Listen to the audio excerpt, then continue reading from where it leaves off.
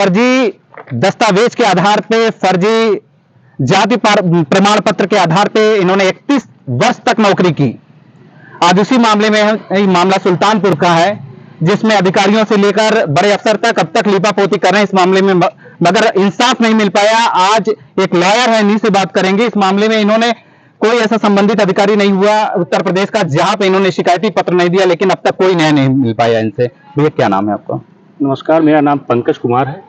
मैं सुल्तानपुर जनपद में एडवोकेट हूँ और मैंने सुल्तानपुर जनपद के रहने वाले दो व्यक्ति राम प्रताप और उनके छोटे भाई अच्छे लाल, दोनों के खिलाफ अनुसूचित जनजाति के का फर्जी सर्टिफिकेट लगाकर नौकरी करने के संबंध में मैंने सभी अधिकारियों को सूचना दिया था। सारे अधिकारियों को सूचना दिया, जिसमें अपर गृह सचिव लखनऊ, पुलिस डीजीपी और 35वीं वाहिनी पीएसी के commandant, SP Unnao, ADG PAC और एसपी उन्नाव, मतलब लगभग सभी जितने भी बड़े अधिकारी हैं मैंने सभी को सूचना दिया, लेकिन आज तक कोई कार्रवाई उसके ऊपर नहीं हुई है।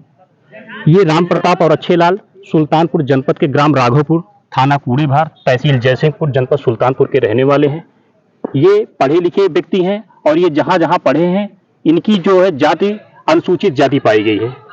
ये प्राथमिक विद्यालय वनराहा विकासखंड कूड़ेभार, जनपद सुल्तानपुर पढ़े, जिनकी छात्र पंजीकरण संख्या 1206 और 1207 है।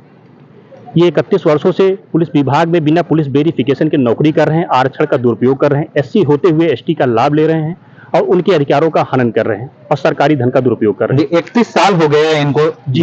इस समय ये कहाँ पे पोस्टिंग? इस समय ये टीएसआई की पद पर है, जनपद उन्नाव में इनकी पोस्टिंग है। और छोटा भाई इनका अच्छे लाल, जो कि ये उम्र में बड़ा है, अपने भाई को भर्ती कराने के लिए इन्होंने उम्र भी छोटी दिखा दी और फर्जी तरीके से जाति प्रमाण पत्र बनाया, जिस जाति प्रमाण पत्र पर न हल्का लेखपाल की दस्तखत है, न कानून गो साहब की दस्तखत है, केवल उनकी दस्तखत, एक राजपत्रित अधिकारी के दस्तखत और मोहर का दुरुपयोग किया गया है और उसको अटेस्ट आलमबाग के लखनऊ के डॉक्टर से कराया गया है। जब आपने इतनी शिकायती पत्र दिया, उस शिकायती पत्र में एक बात सामने आई है कि जहां ये तहसीलदार ने साफ शब्दों में कह दिया कि ये जो जिस तरह का सर्टिफिकेट इन्होंने लगाया था, अपनी जाति का लगाया था, ये पूरी तरह फर्जी है जी। और इन्होंने बता दिया कि इसी फर्जी पे, और इसमें हाईकोर्ट भी मामले को गंभीरता से, मामले को जब मैंने पुलिस विभाग से सूचना दिया, पुलिस विभाग ने कोई कार्रवाई नहीं किया। जब मैं उनके पास जाता, वो एक ही बात कहते कि यार क्या करोगे उसके पेट पर लात मार के, ऐसा तुम कर रहे हो, बहुत गड़बड़ कार्य करो। पुलिस विभाग के जितने भी अधिकारी अपने कर्मचारी राम प्रताप को बचाने का पूरा संभव प्रयास कर रहे हैं। आप वहां के एसपी को, उन्नाव एसपी उन्नाव से भी मैंने बात किया था, उन्होंने यही कहा कि मैं जांच कर रहा हूं, केवल हमको तसल्ली दिया जा रहा है, बाकी कोई कार्रवाई उसके खिलाफ नहीं की गई। आज तक उसका एक भी कोई भी डॉक्यूमेंट वेरिफिकेशन नहीं कराया गया, न वो विभाग को सपोर्ट कर रहा है, न सहयोग कर रहा है कि हाँ हमारे खिलाफ जांच बैठी है, कम से कम सहयोग करें। कुल मिला के उसका 2027 में रिटायरमेंट है और रिटायरमेंट तक इस मामले को लटकाना चाहते हैं। मैं इस मामले में हाईकोर्ट भी गया था। हाईकोर्ट में अधिकार परीक्षा रिट पिटीशन हुई। अधिकार परीक्षा रिट पिटीशन में हाईकोर्ट ने ये चीज पूछा कि क्या अधिकार है आपको कि आप अनुसूचित जाति के व्यक्ति होते हुए अनुसूचित जनजाति का लाभ ले रहे हैं, उसके फर्जी सर्टिफिकेट पे नौकरी कर रहे हैं, आपके बच्चों का जबकि जाति प्रमाण पत्र अनुसूचित जाति चमार में बनता है और आपने अकेला अपना अनुसूचित जाति थारू का बनवा के रखा, जबकि थारू जाति अवध की किसी भी क्षेत्र में नहीं पाई जाती है। सुल्तानपुर, अमेठी, फैजाबाद, अंबेडकर नगर, बाराबंकी, इन किसी जिलों में नहीं पाई जाती है। लेकिन उन्होंने किस तरीके से किसको आधार बना के अपना जाति प्रमाण पत्र बनाया, आज तक किसकी जानकारी नहीं हो पाई है। इसकी जानकारी के लिए मैंने डीएम सुल्तानपुर को ये एप्लीकेशन भेज दिया था, तो डीएम साहब ने तहसीलदार जयसिंहपुर को ये जांच के लिए भेजा।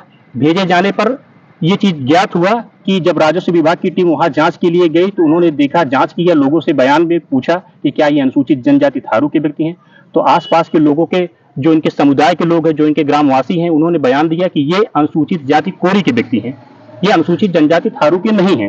यही रिपोर्ट में भी लगा है, यही रिपोर्ट है जी। और 10 लोगों ने अपनी गवाही भी दिया है कि ताकि ये याद रहे अंगूठा और दस्तखत के साथ, जो इनको जानते पहचानते हैं कि कई सालों से ये रह रहे हैं हमारे साथ में, यही चीज भैया उसमें रिपोर्ट में आई। इस रिपोर्ट के आधार पर मैंने हर विभाग को शिकायती प्रार्थना पत्र दिया, लेकिन विभाग ने आज तक कोई कार्रवाई नहीं की। मैं फरवरी से लगातार विभाग को सूचने पे सूचना दिए जा रहा हूं, पहली रजिस्ट्री, दूसरी रजिस्ट्री, सारे डॉक्यूमेंट, सारे एविडेंस होते हुए भी विभाग उसको बचाने का पूरा संभव प्रयास कर रहा है। उन्नाव एसपी और उन्नाव के डीएम साहब को ध्यान से देखना चाहिए और पढ़ना चाहिए। हाईकोर्ट ने जो आदेश जारी किया है, जिस पे तलब किया गया है, उस पे उनको साफ तौर पे ये देखना चाहिए। अपने भ्रष्ट बैठा हुआ है, ट्रैफिक में बैठा हुआ है, उन पे उन्नाव में, उसके ऊपर कार्रवाई करनी चाहिए कि किस तरह फर्जी दस्तावेज के आधार पर ये नौकरी कर रहा है। 31 साल पूरा हो चुका है। जाति प्रमाण पत्र किस तरह बदलवा कर उस तरह नौकरी कर रहा है। लेकिन वहां के एसपी साहब ने इस मामले को, जो उन्नाव के एसपी हैं, उन्नाव के एसपी को इस मामले को गंभीरता से लेनी चाहिए और इस पर सख्त से सख्त कार्रवाई करनी चाहिए, क्योंकि उत्तर प्रदेश सरकार तक इन्होंने गुहार लगाई। हाईकोर्ट का आदेश है, हाईकोर्ट के आदेश को किस तरह वहां के जो आला अफसर हैं किस तरह दरकिनार कर रहे हैं। अब देखना है कि आगे तक ये पीड़ित कहां तक जाएगा, क्योंकि अधिकारियों में कहा गया है उत्तर प्रदेश सरकार में किसी भी तरह के जो इस तरह के काम होते हैं उस पर किसी भी तरह को बख्शा नहीं जाता है। माफियाओं के खिलाफ भी कार्रवाई होती है।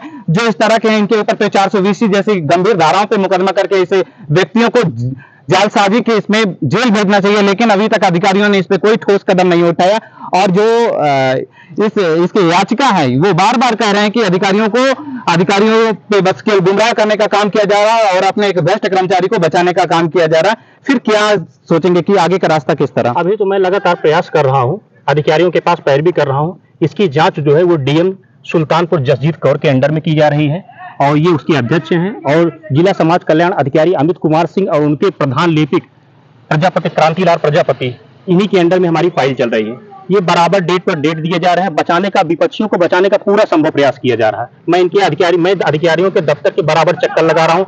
डेली मैं पहुंचता हूँ तो ये सिर्फ एक ही शब्द कहते हैं कि यार किसी के पेट पे लात मार के तुम्हें क्या मिलेगा, क्या चाहते हो तुम लोग, केवल किसी की नौकरी लेना चाहते हो, कोई नौकरी कर रहा तो तुमसे क्या लेना दे रहा है। मैं सिर्फ उत्तर प्रदेश शासन से ये निवेदन करना चाहूंगी कि ऐसे लोगों को चिन्हित करें और इन्होंने जो अपराध किया है, अपराध के लिए जो दंड है, न्यायपालिका का सम्मान करते हुए हाईकोर्ट के